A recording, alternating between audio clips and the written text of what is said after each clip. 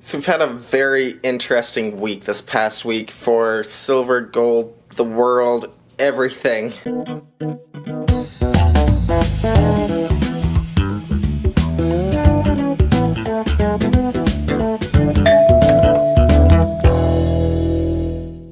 Yeah, as I've already mentioned, this past week we've had a very good week for silver. The price drop went down to $25 an ounce. I started stacking silver again.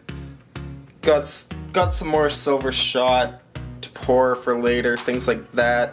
Decided to get a little bit of a stockpile for future. Yeah, so I've kind of already covered the price drop, but it's pretty much plateaued at about $25 an ounce. So I'm pretty happy about that. I am really happy to be stacking silver again. We have the boat at the Suez Canal.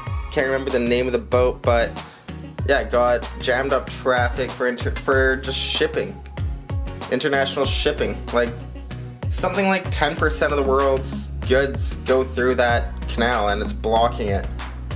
Crazy. Yeah, to have a ship just stuck in the Suez Canal, that's a huge event. We saw oil prices go way up from that. So much oil goes through that canal, and yeah, so that is pretty interesting. That was a bit of a shock for me to hear. Very interesting on that. The main thing that I'm seeing is, it's not the big news, it's not great in the front headlines or anything like that, but it's really standing out to me, and it would be the inflation speculation that's going on. People are speculating on reinflation or inflation. What's it gonna be? There's no more debating about deflation. It's no longer talked about. Nobody considers it. It's not gonna happen. It's well understood. That is something that I've seen very clearly this past week.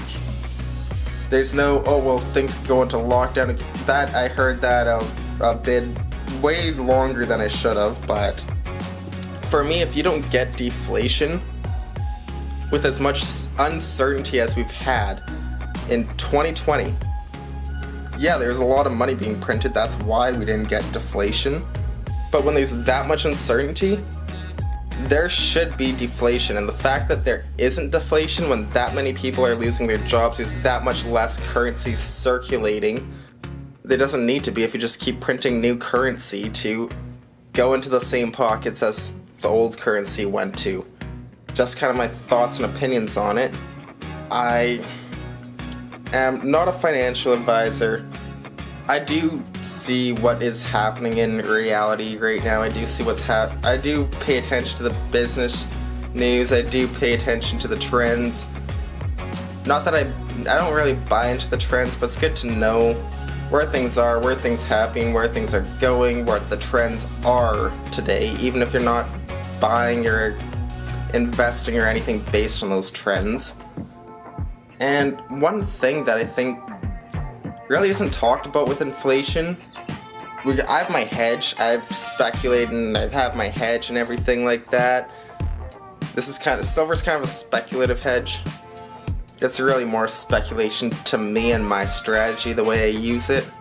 Nobody's really talking about how to take advantage of inflation. There's going to be all this inflation, and to me, I want assets. I don't want to just be hedging myself from inflation. I want assets. Look at the everything bull market that we are seeing right now. We have real estate, we got stocks, we got cryptos, we have commodities. Every asset class is going up. I feel like you don't need to know what you're doing today to make money. I feel like many people who don't know what they're doing are making vastly more money in the markets than I am right now. And I feel like some people I know, they're very open. They don't know what they're doing. They just invest and everything goes up. I'm thinking, wow, and you're making this kind of money. That's insane. Like I know people who are doing that making 35-40% a year. That is insane. That also shows that it's clearly a bubble. Because when that happens and people say, hey, this guy doesn't know what he's doing or anything, he's making a ton of money. The guy is like, yeah, I don't know what I'm doing, but I'm making money. That causes people to kind of dumb themselves down, to not pay attention to the fundamentals, to buy into all of that. And basically, and it's kind of funny, and just go with the trends and go against their strategy that they had throughout the entire time. That is the definition of a bubble. That's how they're formed.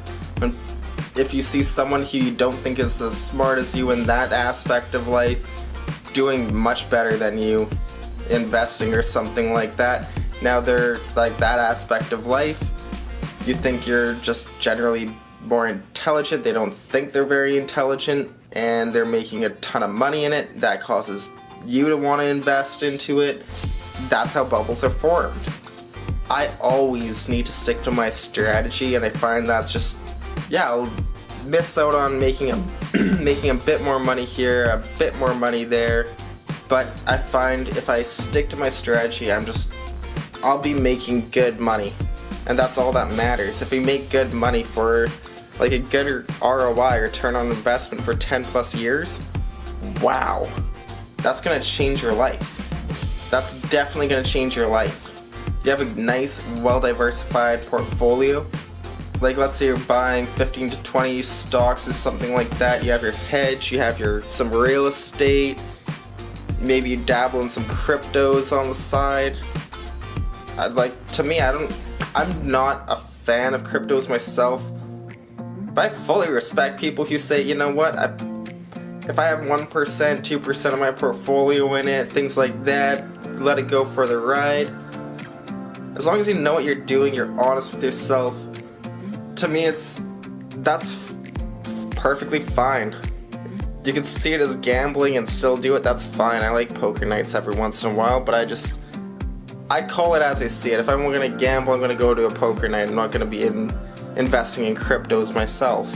Because to me, if I were to invest in cryptos, I've tried to understand it. I've never been able to explain. There's many assets. I'm not just talking strictly about cryptos here. There's so many assets where I just don't get it. I'm not going to start investing into something or buying something, speculating with something I just don't understand. That's a guaranteed way for me to lose money, to lose wealth. I'd much rather say, hey, I'll buy silver, I'll buy gold. It'll maintain my wealth. Like silver, I honestly think that there's a good chance it's gonna go up from here.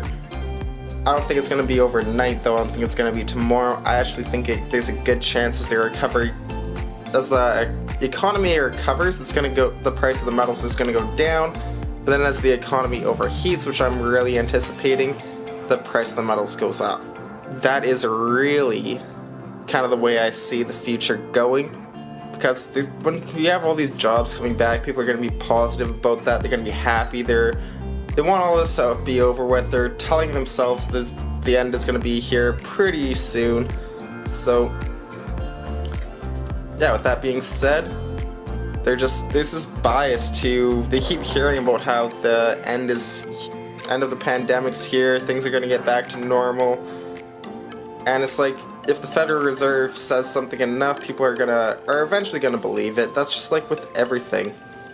If you get Jerome Powell saying the same thing over and over and over again, people are eventually gonna believe it. That's just kind of the way it works. You hear something enough, you end up believing it. That's just my thoughts, that's just my opinions. And as I said, it's been a pretty interesting week. I know there's more that are left out, but that's kind of the three main things to me. The Suez Canal, that's pretty crazy, blocking that. We have the price of silver going down and plateauing at $25 for the week, pretty much. And we also have no more talk about will there be deflation. And another thing to think about with inflation is, I should do a video probably just on this, but so if Jerome Powell, the Federal Reserve Chair, is saying They're gonna wait till inflation is too hot, they have all these bad signs to do anything about it. Will it be too late to do anything about it? That's another thing people really should consider. Yeah, you could start credit contractions and things like that. That's very deflationary. Let's face it, if you need steady employment and everything too. That's another mandate of your. It's a real tough position. Do you get jobs back, get the economy going back the way it was, or are you focused on stable prices? Sounds to me like they're focused on the economy, not the stable prices. That's kind of their mandates, but yeah, let me know all of your guys' thoughts and opinions. I don't really think they're going to be able to do anything about inflation if they let it get too hot, wait too late, and say, hey, we have all these signs now. Well, it's probably too late by then. I think that they probably should have done something sooner. Just my thoughts, just my opinions. I'd love to know your guys' thoughts and opinions. And yeah, please like, share, subscribe. Sorry, memory card's full right as I'm finishing the video, but yeah, stay positive. See you next time. Thanks. Bye. And guess the way to the beaver here if you want to get in on that giveaway. You can win a bell stacks round, a couple ounces of silver there. All you need to do is click the link and guess the weight of this beaver here. And yeah, that's all you need to do. Like the video, subscribe, you're good. So stay positive. See you next time. Thanks. Bye.